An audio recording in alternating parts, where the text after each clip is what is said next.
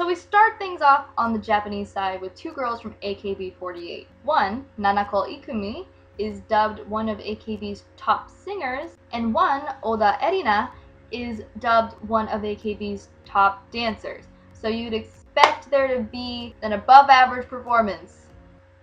Nope. The top singer is not showcasing that very much. The top dancer, even after her freestyle to Taylor Swift's Look What You Made Me Do, which is already a weird choice song, is not showcasing top dancer qualities.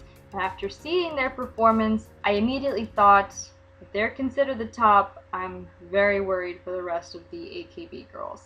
They get very low marks.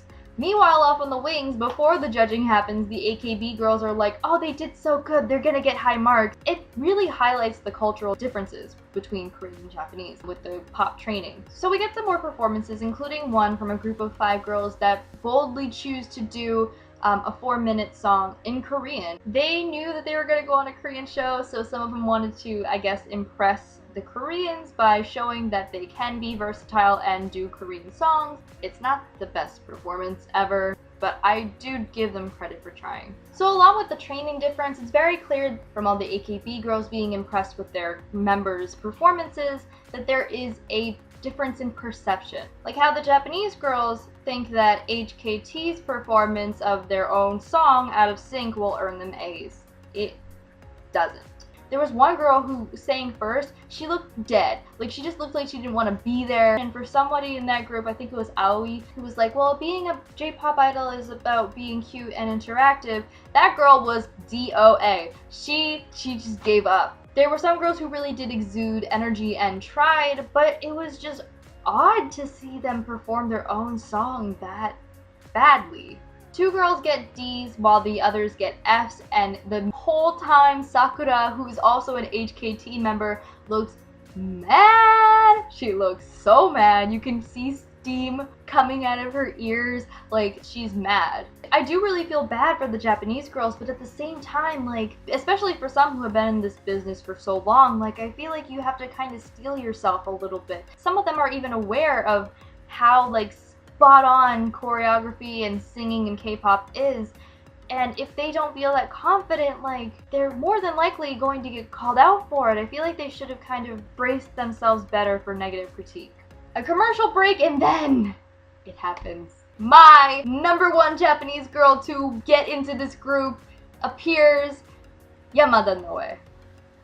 I also want to point this out because nobody's talking about this. So she and Hasegawa Reina are the only 2 girls from NGT48, so naturally they perform in a duo. They do Girls' Generation's G in Japanese. Nobody's talking about how smart that is. That is the smartest thing you could have possibly done, and I don't know why more Japanese groups didn't do this. Like, you can sing in Japanese, but then you can also do a Korean song. There's so many K-pop stars that go to Japan and do Japanese versions of Korean songs. So immediately when G came on, there's a recognition in the Korean audience, and then with the lyrics, there's a recognition with the Japanese audience. It's so smart. Nobody talks about how smart that is. I just want to bring that up. Anyway, Noe. She's compared to Julie from Momoland, and I totally see that. They both have that same sort of natural, cute, bubbly energy. It's just spot on, but she's her own person. She exudes what the HKT girls in the previous performance were trying to convey, which is that being an idol in AKB48 is about being an entertainer and, you know, being cute for your fans. She exudes that, and she still shows some talent. Like, her dance might not have been the most polished thing ever compared to some of the other trainees, but she killed it. Charisma's everything. So they both get graded, and Noe gets a C, which is the highest grade of all the girls. They've all been getting D's and F's. She's so excited, and I can feel her excitement. I'm even excited she got a C. Like, aww. Like, I feel like Reina's really cute, and I feel like she held her own really well also.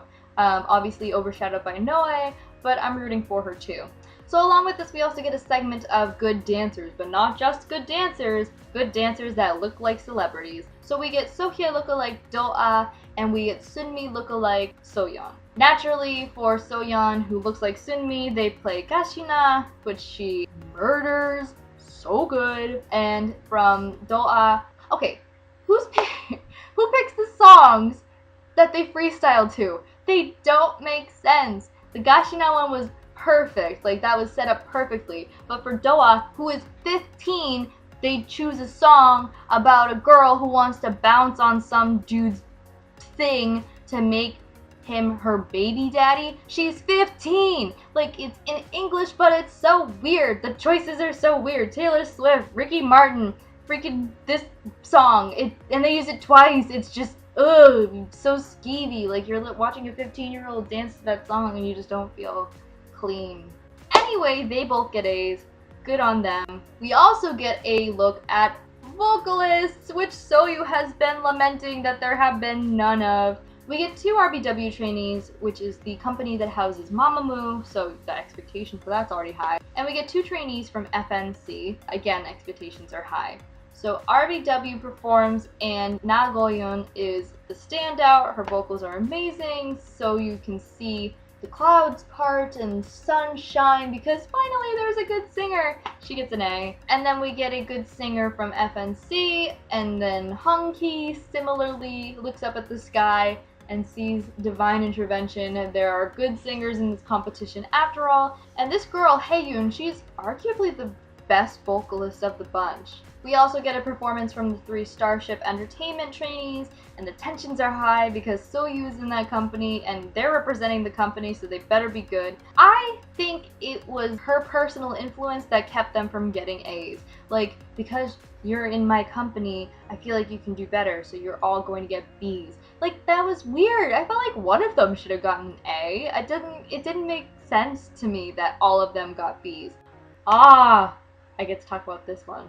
There is a coincidental contention between 3 girls in Korea and 3 girls in Japan. And the reason for this contention is because they both sing the same song, but their approaches to the song is vastly different and makes them standouts, at least to me. So the first girls to go up are Korean trainees from HAO Entertainment, an entertainment company nobody's ever heard of. They've also been training for less than 8 months, all 3 of them, and everybody's not sure what to expect from them, but they immediately come out with their polka dot matching outfits, put on really exaggerated and also stoic facial expressions, and kill it! It was hilarious. It reminded me of Orange Caramel. So the song that they did was called Celeb 5, which is a cover of the original Japanese song done by 5 Korean comedians. They're so dedicated, they sound great. I'm rooting for them all the way. Their rankings have shot up since that episode aired, and I couldn't be happier. These girls are going places, and I think if none of them end up in the final lineup, which would be a crying shame, they should just be their own trio. Be the new Orange Caramel. You guys would go so far. Now the next interpretation of this song is the original Japanese version, done by 3 girls in AKB48, Iwatate Saho, Takeuchi Miyu, and Goto Moe. Stan talent, Stan Miyu. She didn't even rank in the AKB general elections last year, but she is climbing up on the rankings in this show, and deservedly so. She rearranged the entire song to not sound like 80s pop and to sound more like a sort of jazzy jazz nightclub sort of feel. Her voice is deep and rich and killer. She is amazing. Iwatate Saho also holds her own really well. Her vocals are stable, she sounds really nice, and she gets a B where Miyu gets the first A. Yay! Now Moe, I feel bad for her. So she lost her voice because of allergies to pollen. She couldn't sing. She could barely speak. She didn't even really speak. She just whispered her reasons for not being able to sing. But I am not a choreographer, but I disagree so hard with Yoonjung. I thought Moe's dance was energetic but so awkward. Like, am I the only one who thought that she just looked so uncomfortable? It just didn't seem like she was like comfortable in her own skin or anything. They didn't understand the hype with her yet, and maybe once she proves her vocalist capabilities, I could eat my words and be very wrong, but as of right now, I'm not quite getting it. She gets the F grade because it would be unfair to other singers who could sing, since she did not. It's understandable, but obviously a very frustrating and sad moment for her. Finally, one of the moments we've all been waiting for, the performance with the Pledis trainees. I think their name's actually Pledis. which I've been saying wrong, Yoonjin, and Kayun, Kayun being from After School. So Kayun was added into After School, who also had, because they don't do anything anymore, a sort of loose graduation program. So she was added last in 2012. She was in a grand total of 2 title tracks with After School, and then they sat and did nothing for 5 years. Her story is so heartbreaking. Like, you get some sort of insight on what it's like to be stuck in the infamous K-pop basement doing nothing and waiting for your contract to expire.